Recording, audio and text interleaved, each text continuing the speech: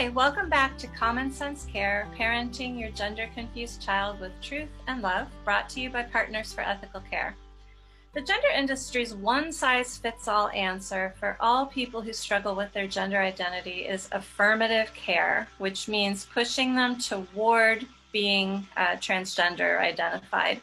But in no other area of medicine or education or childcare is there a one-size-fits-all answer that fits every person. At Partners for Ethical Care, we believe that each person is an individual and should be given the support and care that's most appropriate for him or her. So welcome back. I'm Maria Keffler. And I'm Erin Brewer. And what are we talking about today, Maria?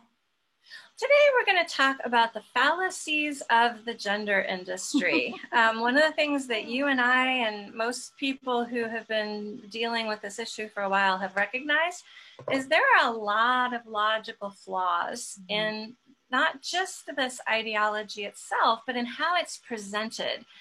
So we see headlines that they don't really represent what's actually going on. We hear arguments that are quite often false dichotomies. And that's really a lot of what I think we should talk about today is what is a false dichotomy and how are those being used to propagate this idea that people can change sex?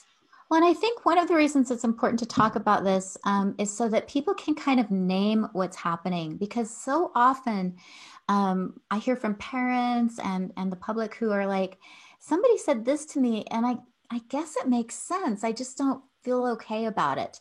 And if people can start to deconstruct the logical fallacies that are happening, the way in which they're being manipulated, then I think it's easier to understand why it is that you feel uncomfortable with what they're saying, but to also address it and to show, hey, wait a minute, they're saying trans women are women. Let's really look at that and break it down and see if it's actually true, because they're requiring us to accept this proposition, but they haven't really, I guess they kind of beg the question. They haven't shown us how it's true. They're just saying it is true because it's true, which is one of those logical fallacies. And you probably know a lot more about this than I do. I know that logic is one of those things that I wish I had studied, but these are well-known techniques that people study and people use to manipulate other people because they work. So why don't you talk a little bit about the different logical fallacies that you've seen? Well, again, the primary one that I keep seeing used over and over and over again is false dichotomy. Mm-hmm. And a false dichotomy is where two options are presented and it's said those are the only two options. There's no other options. And if you're not listening for that, when someone tells you that, we tend to kind of believe what we hear, especially when someone says it very authoritatively. And I remember I was talking with this trans rights activist in my community. We were at a school board meeting, and we were talking about the bathroom issue in that, he was pushing for self-identified, you could use whichever bathroom you identify with. This has been a long ongoing issue.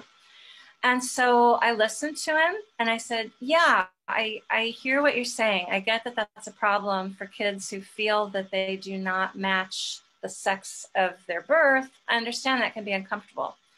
And I said, my fear is that boys who are not transgender identified, who are just normal boys, may use that self-identification rule or policy to go into the bathroom and peek at girls, be a peeping Tom at girls. And this transgender activist replied to me, you think trans people shouldn't exist. Oh, wow. And at the time, that just caught me so off guard. I was still fairly new at this. And I was just like, I didn't know what to say to that because first of all, it was a non sequitur. It didn't follow. It had absolutely nothing to do with what I just said. Yeah. But over the last few years, I've been hearing this more and more, where if I say, hey, I have a concern about this part of this transgender ideology, they'll come back with, well, you just think trans people shouldn't exist. Right. That's a false dichotomy. Yeah. The whole bathroom issue, you will often see articles that will say anti-trans bill prevents kids from using the bathroom. Not true. No, that's a false dichotomy. What they're saying is either trans kids, trans identified kids get to use the bathroom they want, or they don't get to use the bathroom at all. Right. That's not true. The third option is that they're asked to use the bathroom that corresponds to their sex identity. Or they're offered a gender neutral facility or a teacher's facility. There are lots of solutions. Yeah. The one that I hear that I think is the most dangerous is you can either have a trans child or a dead child. And I hear that over and over and over again. It's being used to push parents into medically transitioning. It's being used to push legislators into accepting that this is the appropriate treatment. And it's completely false. And we know it's false. I'm here as an example that it's false. I was a trans kid. I didn't transition. I'm not dead. And the thing is about those kinds of false dichotomies is all it takes is one example to show that it's not true to break down the argument. We have so many examples where that's not true. And so it's concerning to me that they keep pushing it. And I think it's because people kind of hear that and go, oh, okay, they don't know how to break it apart. And so I think one of the things that I really urge parents to do is to listen really carefully to the kind of arguments that your children are making, to the kinds of arguments the activists are making, and really deconstruct them. Because if you can understand how they're flawed, then it's going to be a lot easier for you to argue with other people, not necessarily even argue, but advocate for alternatives. Because you can say, well, you don't have to say, well, I don't want a dead child. You can say, well, actually, there's other alternatives to that. There's other things besides having a dead child, and you can offer them. And that's a lot more effective than just being emotionally blackmailed by this false dichotomy. Mm-hmm. Yeah, that, do you want a dead son or a live daughter? Do you want a dead daughter or a live son? That's a great example of a false dichotomy. But that's also an example of an emotional plea. Yeah. They're playing on parents' emotions to get them to do what the therapist, what the gender industry wants done, which is to put a kid on a path of medicalization. Right. And I think that's a really great strategy. Just start asking questions. When you're dealing with someone who may be hostile to your point of view, a less aggressive way of dealing with it is just asking questions about it. Like, are those the only two options? Mm-hmm. And that's funny because I know somebody and if you start giving counter examples, then it breaks down their argument. Yeah. As soon as you can say, well, I know somebody who had a different trajectory than that, or I know this situation where they handled it with a third option or a fourth option or a fifth option, then it really breaks down their arguments quickly. Yeah. Another place that we're seeing the false dichotomies is with the sports issue of letting people play sports according to their gender identity as opposed to according to their biological sex. And we see this in headlines all the time, and it drives me crazy. Anti-trans bill prevents trans women from playing sports. Right. No, it doesn't. The false dichotomy is either trans women get to play sports with women or they don't get to play sports with women at all. Or I'm sorry, they don't get to play sports at all. Right. No, they are supposed to play sports with men because trans women are biological men. Yeah. And the other place that I see that in relation to sports, which I'm seeing more and more as bills are being passed to protect women's sports, is we can either allow transgender athletes to play, or we're going to have to check their genitals. Do you really want people checking their genitals? That's what's going to happen. We're going to have all these children are going to have their genitals inspected. Do we want that? And I hear, this is what I'm hearing now. And I'm like, no, there are other options. We don't have to go around inspecting children's genitals. And so this is, they're really good. The people who are doing this, they're very smart. They're very good at figuring out arguments and they're, like you said, they tend to be emotionally laden arguments that really hit people. Because of course, when I hear examining children's genitals, I'm like, ugh, I don't want to do that. And if I think that's the only option, boy, I'm going to be against this, but that's not the only option. And so we have to keep pushing reality. Yeah, we had that same argument. I think so many of these arguments are just coming down from whatever the top of the gender industry is, because you keep hearing the same things said everywhere. And in my school district a couple of years ago, we're pushing back on transgender policies that put children and women at risk. And those were the two things that my organization kept focusing on, was parents' rights and kids' protections. And that was all we talked about. And I had this woman in our district who is part of the Gender Identity Allies group, who started saying Maria Keffler is obsessed with children's genitals. Right. And I just like, I kind of had to laugh about that. I'm like, you're the one that's transing two of your kids. Yeah. Like, I'm just talking about parents' rights and kids' protection. Yeah. Well, and that's an interesting one, because I hear that a lot, that people who don't support trans rights are just worried about genitals.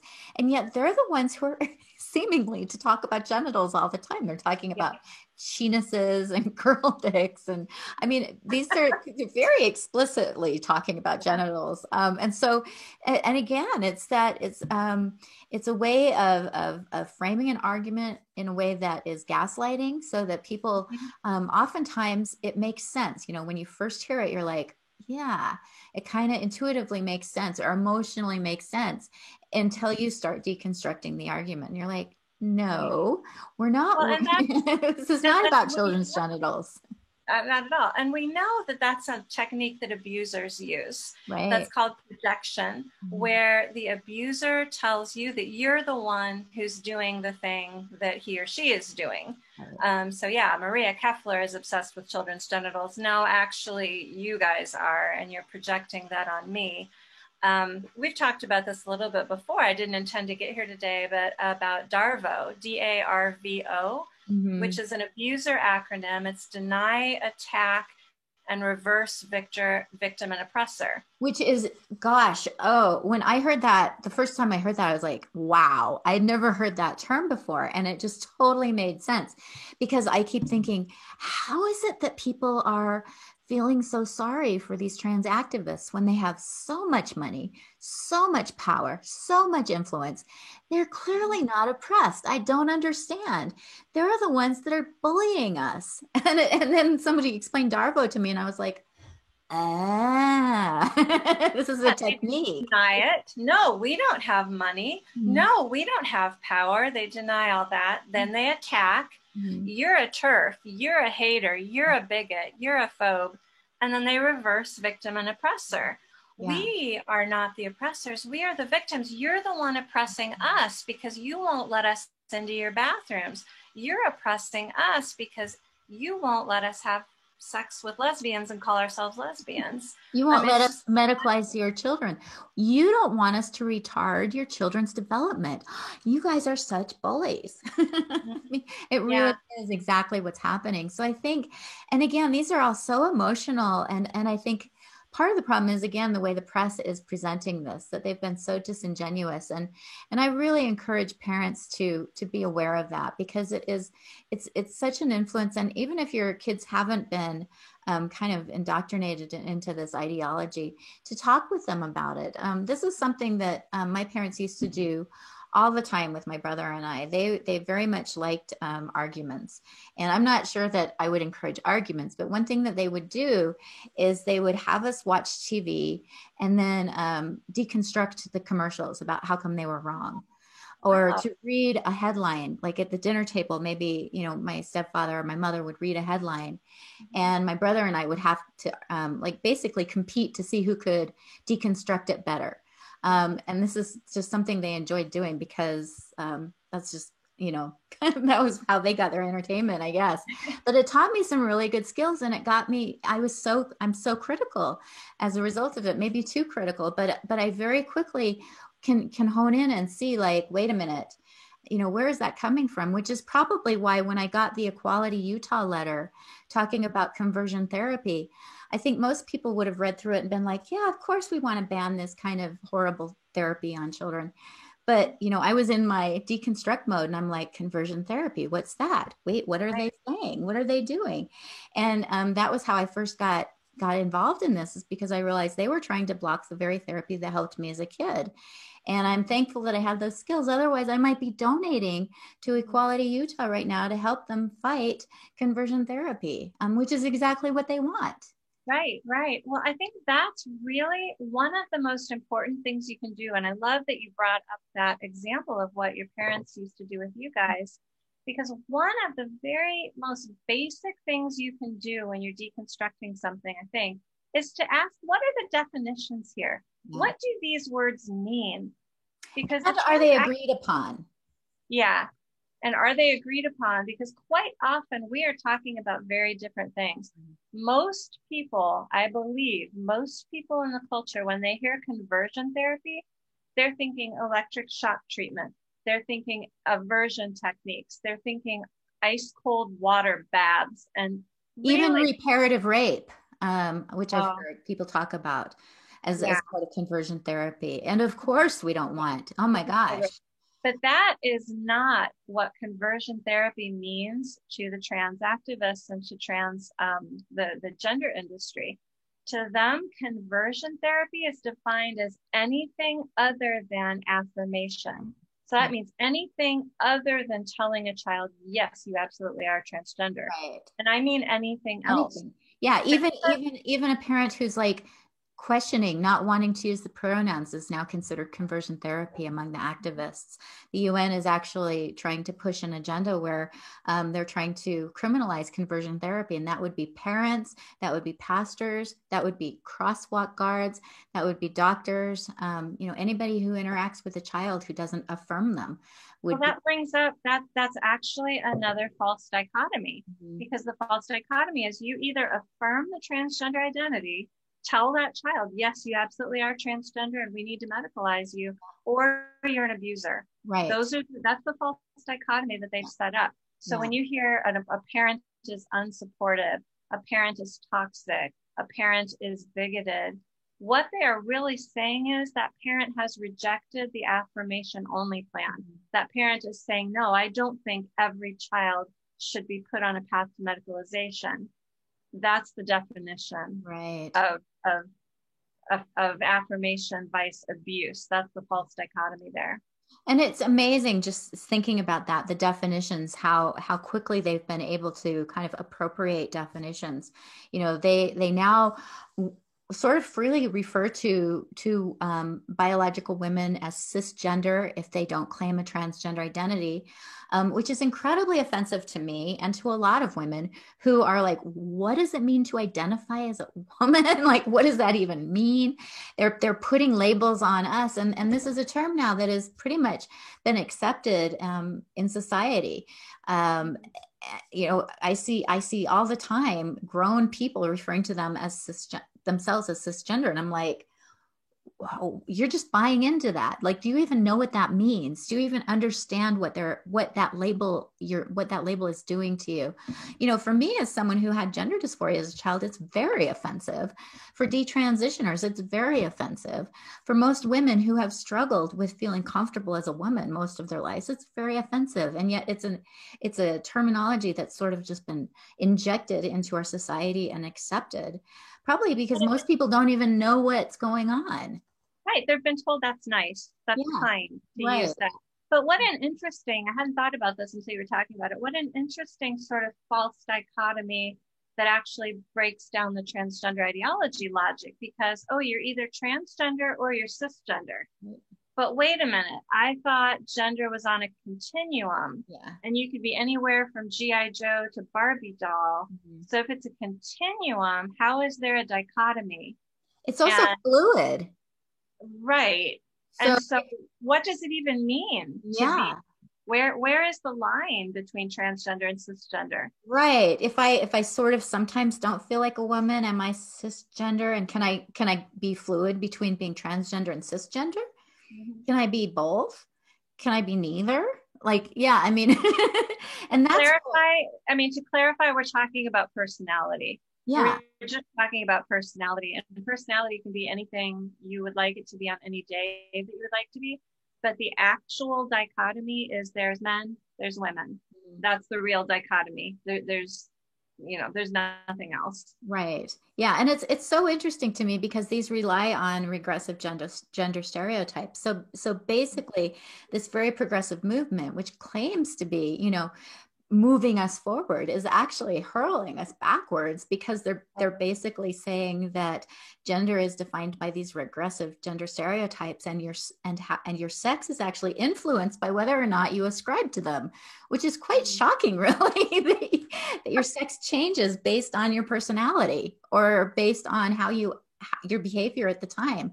So in theory, my sex can change when I'm struggling with gender dysphoric feelings. That would pretty nonsensical when you break it down. So when I got a flat tire, I didn't get a flat tire. I got a low tire light on my car while I was out driving. And I'm not an auto kind of person at all, but I was like, I'm on my own. My husband's at work. I got to take care of this.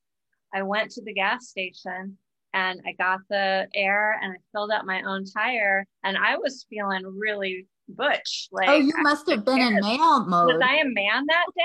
Was I a man that day? No, I was a woman. I was a woman the whole time I was doing that. I can fill my car tires with air, and I'm still 100% a woman while I'm doing it. Right. Yeah. And that's where it's incredibly frustrating. And I think, this whole ideology is based on a house of cards. There isn't really a firm foundation to it. None of it makes sense. And so, they have to keep, responding with these logical fallacies, because there really isn't a foundation upon which they can build this. And so in some ways it almost seems like you can just blow on it and it's all going to fall over. In people who are thinking rationally, that's how it feels. But when you're kind of in it, and that's something that this is where it's important to remember that this moves into sort of a belief system. It's not based on logic. They're trying to push it based on logical fallacies, but underlying those, that is a belief system, is what, is something, a cult or, a religious belief system based on the concept that your soul is gendered and can be born into the wrong body. And so that's part of the problem, is that they're trying to argue logic with something that's a worldview or a belief system. And unless somebody assumes your same belief system, then none of this is going to make any sense to them. Yeah.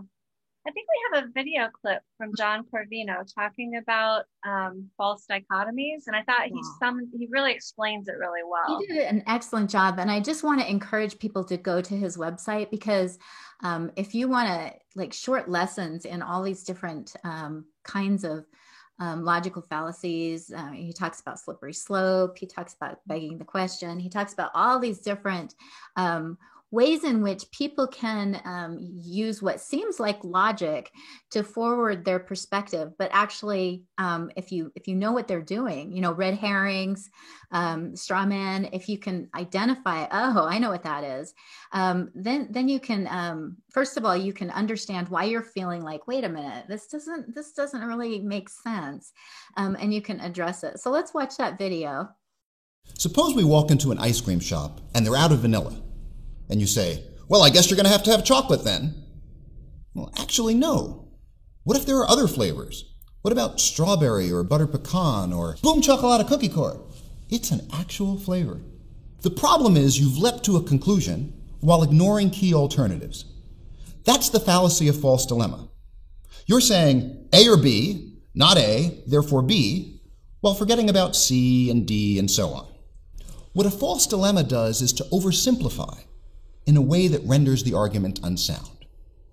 Now, you might object at this point, yeah, but couldn't there also be a false trilemma or a false quadrilemma? Actually, I'd agree with you. The problem is the same. By forcing a conclusion while leaving key options off the table, these arguments commit some version of the fallacy of false dilemma. Oh, that was such a good video. I love the way he presents these things. Yeah, and it's just so quick and so simple and so clear. And you just go, oh, well, right. And it's something I think we have not been taught to think this way. I know in the schools are not teaching critical thinking skills anymore. And that's really what looking at fallacies is. It's learning to look at things critically, or like your parents taught you. Listen to something, look at something, take apart what it really means, what it's really trying to say. And we just haven't been taught that, and kids haven't been taught that.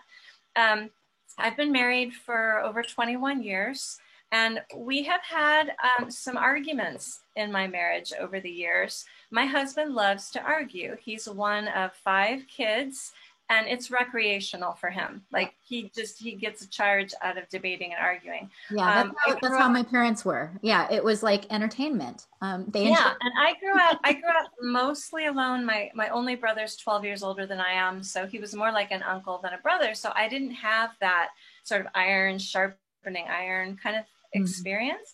So about 10 or 12 years into our marriage, I remember the moment going, I'm so tired of this. I'm so tired of losing fights.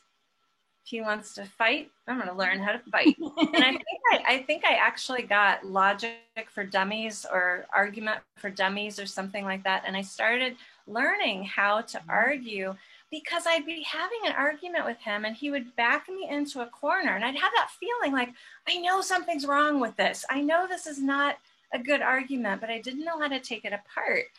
And just in time over practicing, and I don't want to make my husband sound like a bully. He's not a bully. He just loves debating.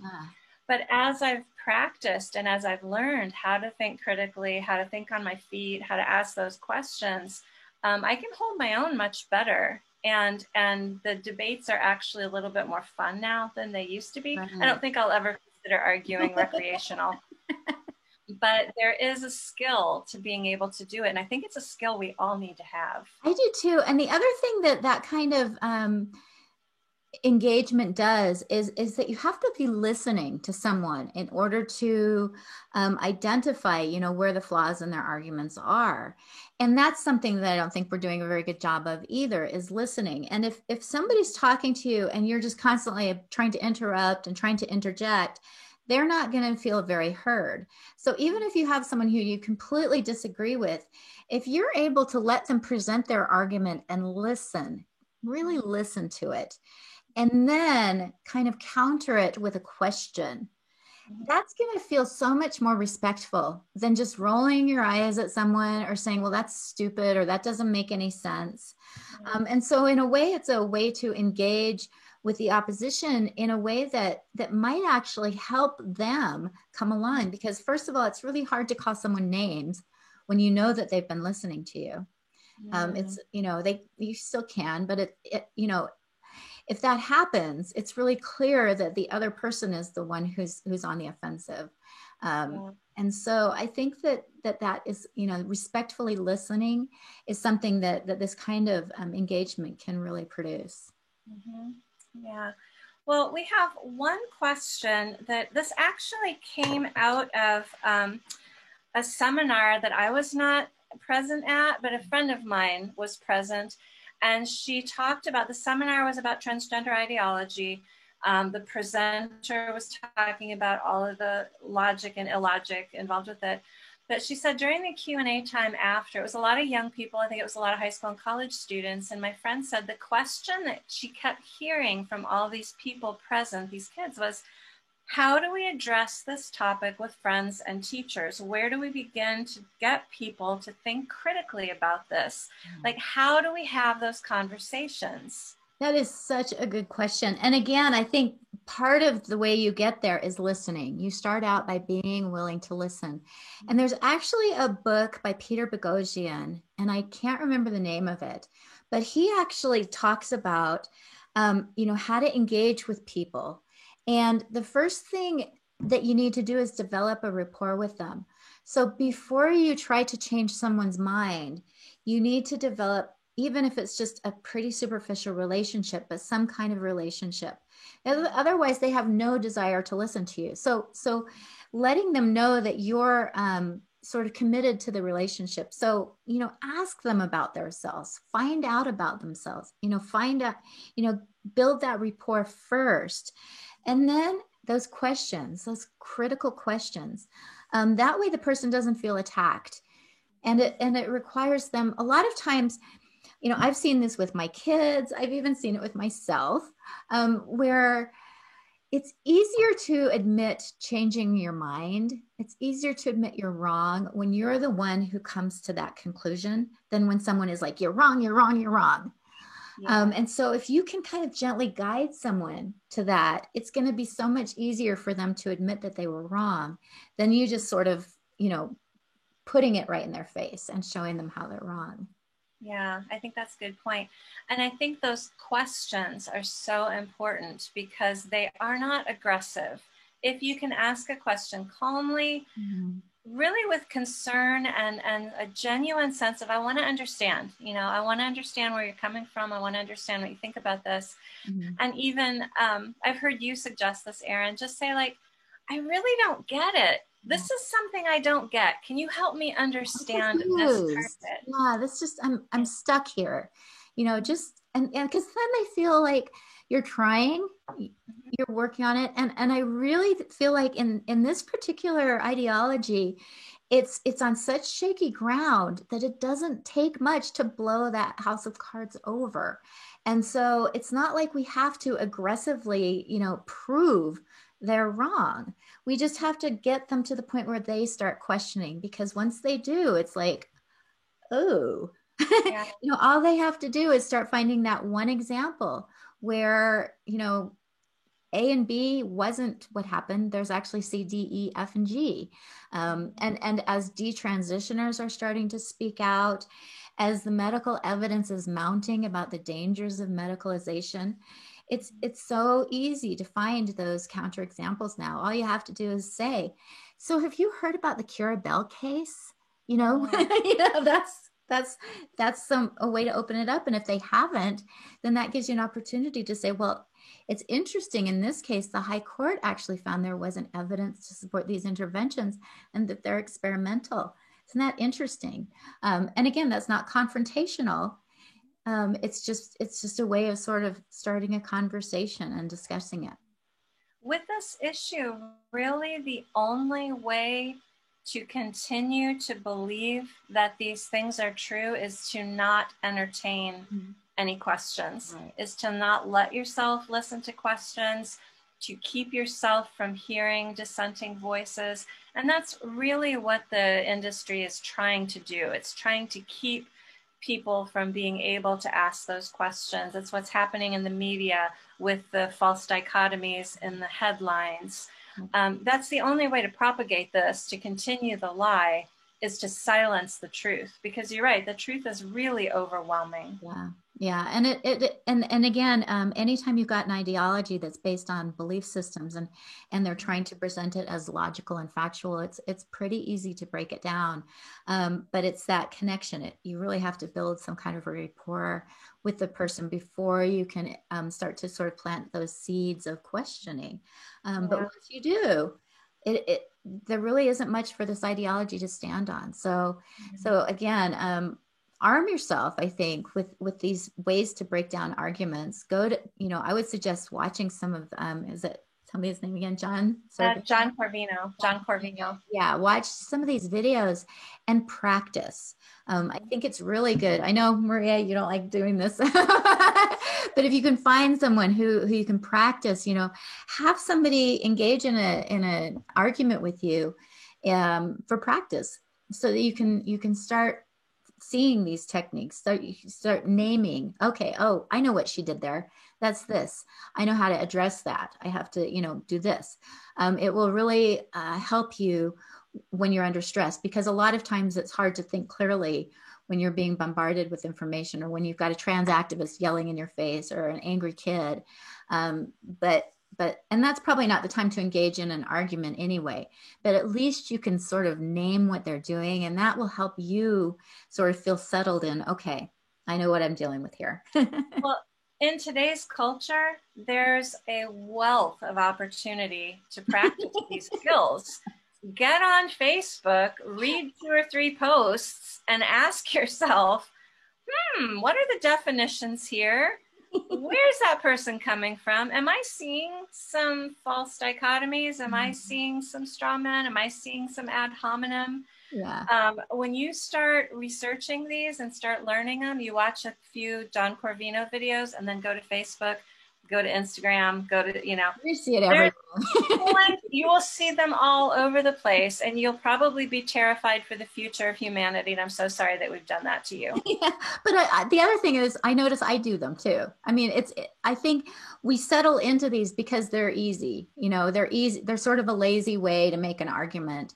And when you're with somebody who agrees with you, it's really easy to sort of, put these out there and have them go, yeah. Right.